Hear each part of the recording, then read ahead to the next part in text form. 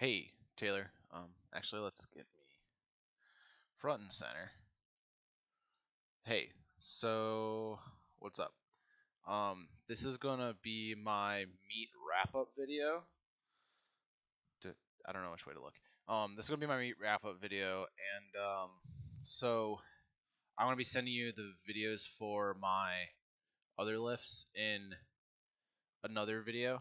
I had to upload those from my phone, but we can talk about that now. So, um, I think this was so.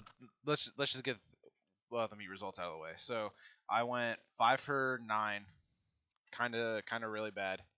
Um, Missed second and third on squat, missed third on bench, and third on deadlift. So I hit 453 the opener for squat, right, and um felt really good. Felt even easier than in training. I knew I could hit 470, so I jumped up to the 473, which was the mark that we talked about or that we had in the sheet. And I got up there and I had it on my back. I was like, this feels light. And I went to unhinge my hips and my knees, and I just instantly dive bombed and had no control over the squat, and I just had to be pulled out of it. And so I thought, I was like, it's whatever. I'm just gonna take the not best case scenario um third attempt. And when I went up there, um I got up. I was like, all right, this is fine. I'm going to lift this. This is an easy weight, like, or not an easy weight, but it's like I am confident in me being able to do this weight. And I got to my sticking point, and the bar rolls up my neck and just folds me forward like a fucking folding table, or freaking folding table. And uh, got called on that. I missed there, and so I got kind of I got kind of emotional about it, or like I started playing more emotionally when I shouldn't have. Um, I got kind of tilted off of it, honestly. It's the first two lights that I've ever dropped in a meet since working with you, and it's 100% on my fault. Like, I went in there expecting, at worst, the same weights I had at 240, and um, we'll get to that after.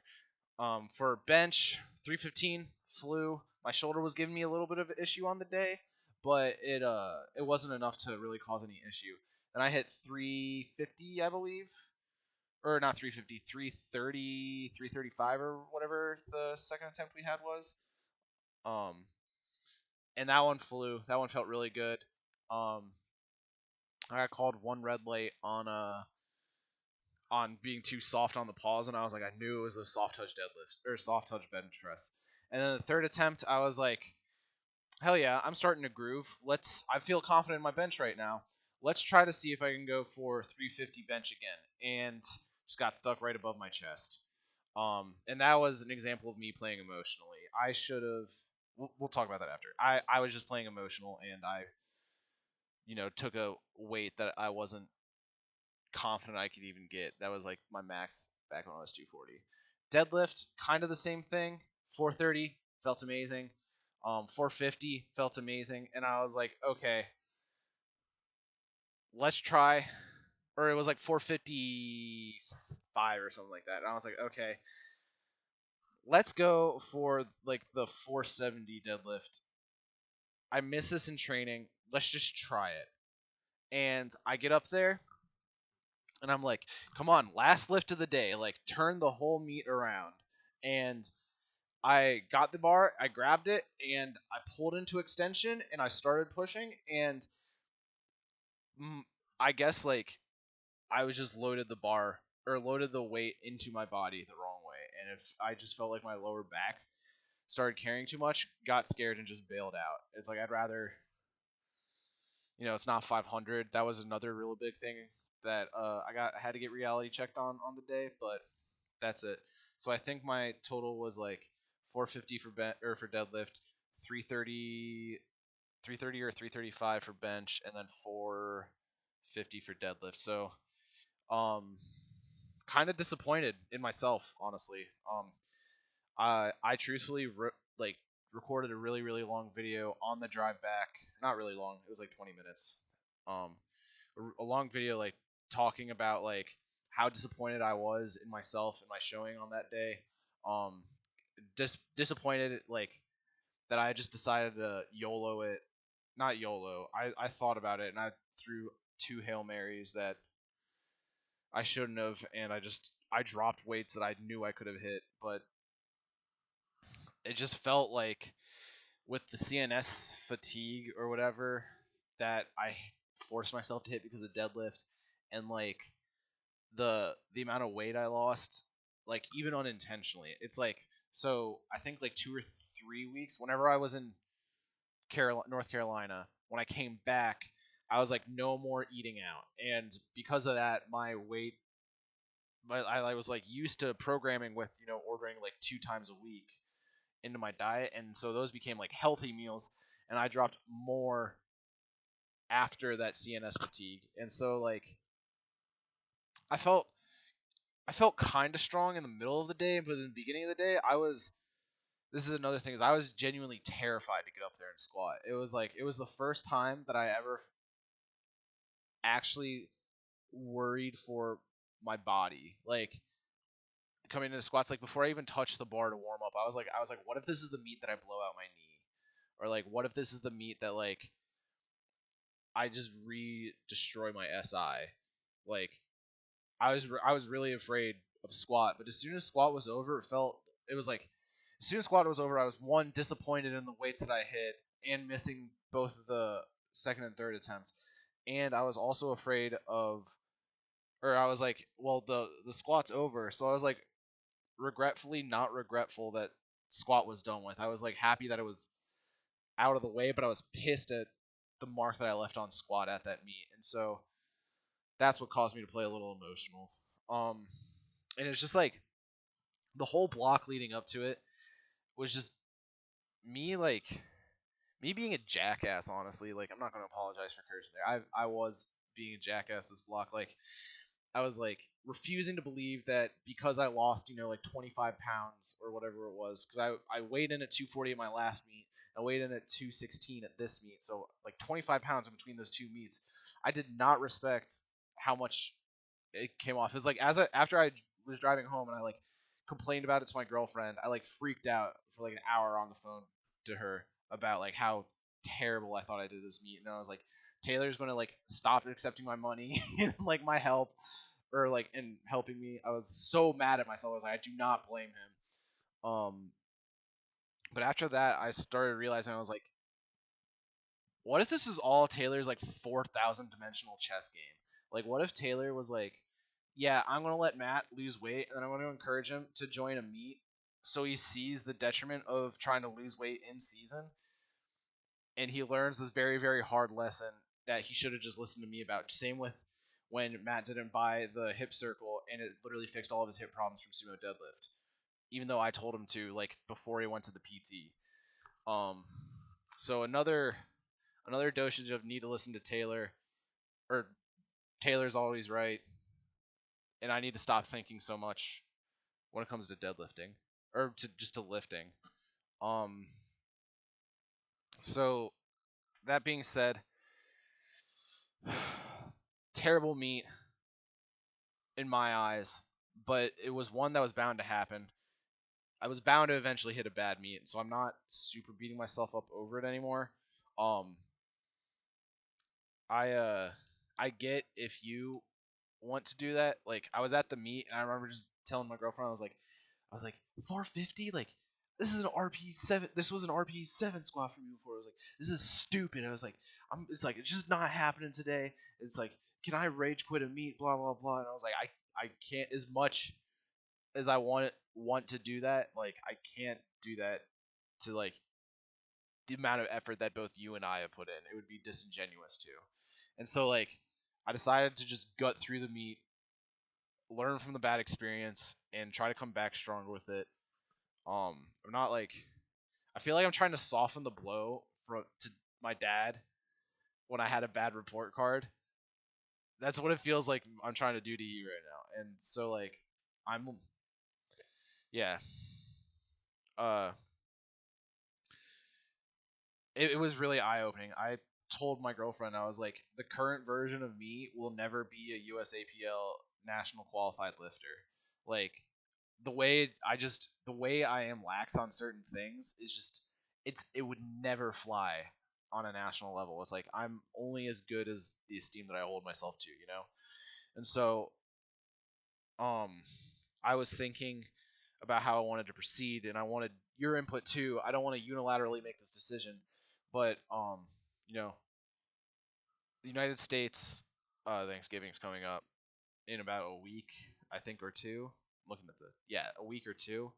And then after that, it's holiday season throughout the rest of the for the next month or whatever.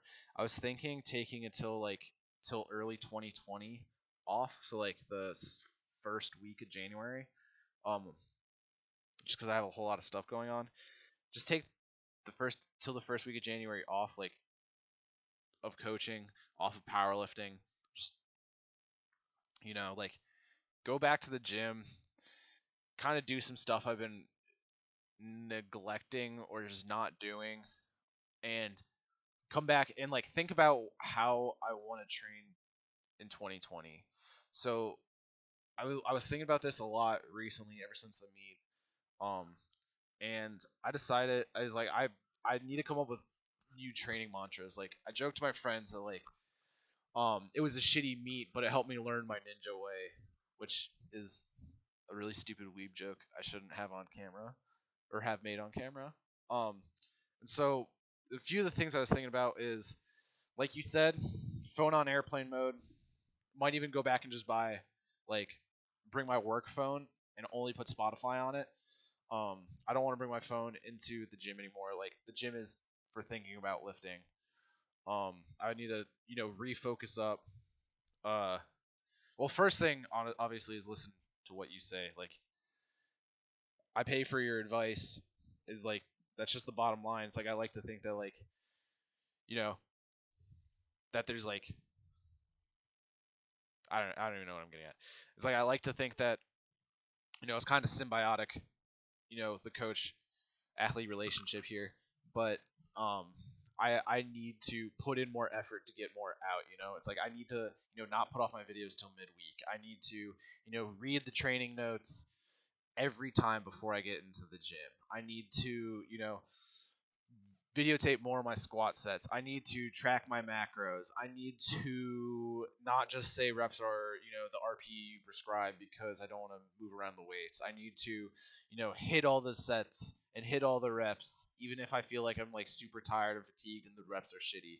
I need to be more accurate with my RPEs. Just like it's like I should be a machine at lifting. Like I should cold hard calculated, like no error because I am just like a deadlift machine or a squat machine or whatever that is. And it's like I feel like a lot of the time I just come in and it's just like I phone in a gym session and it's like, yeah, you said that powerlifting is kind of like show up and it happens, or show up and it's kind of participatory, but like I could participate more. Like I think you said that just to assuage how I felt about bad days, but I just feel like I've been phoning it in for way too long. I think I've just been going for 2 straight years, without like a real break. It's like even on the break that I took, I was still powerlifting and trying to push RPEs and stuff like that. I've never taken my foot off the gas for the past 2 years. Um, but if anything, I feel more reinvigorated by the loss. I feel like I want to get in there and start lifting again. Like I feel like my total and everything is like it's like I feel like I'm still there. I feel like I could still do if I was put back in time to meet day with this mindset now, I would do better, but I still needed to have the day in order to be in this mindset. So, we can talk over email about it. I'm getting up to the 15-minute mark here, 15 seconds left. Um, we can talk about it over email, but about if I still owe you anything or if I still have days left with you, and we can just talk about it. But uh, I can just like passively check in with whatever time I have. If I have like 2 weeks left, I can still like we can go off of program and like I can check in with you, and then in December or whatever, uh, take a break, and then 2020, I'm ready to hit the ground running. Like, do not be afraid to murder me with volume. Like every lift between now and the next meet, when I crush that 1400 mark, even if I am 216 at that point, between now and that next meet, every lift will be a repent for how like bad I feel like I did at this meet. And it's like it's not even bad. It's like I took the quotient of how much I lifted at 240 and how much I lifted at 260, and it's like the quotient is relatively the same, like down 25 pounds. So it's like I don't know. I think like pound for pound, I'm still strong, but it's like it still sucks to see my total go from like 1340 into like the 1200s again. It's like I just broke 1300s, dude. I'm not trying to get myself down about it. It's just I'm getting mad at myself again, and I went over by a minute, so sorry about that. I'm getting off now. I'll send you the lift videos as well. See ya.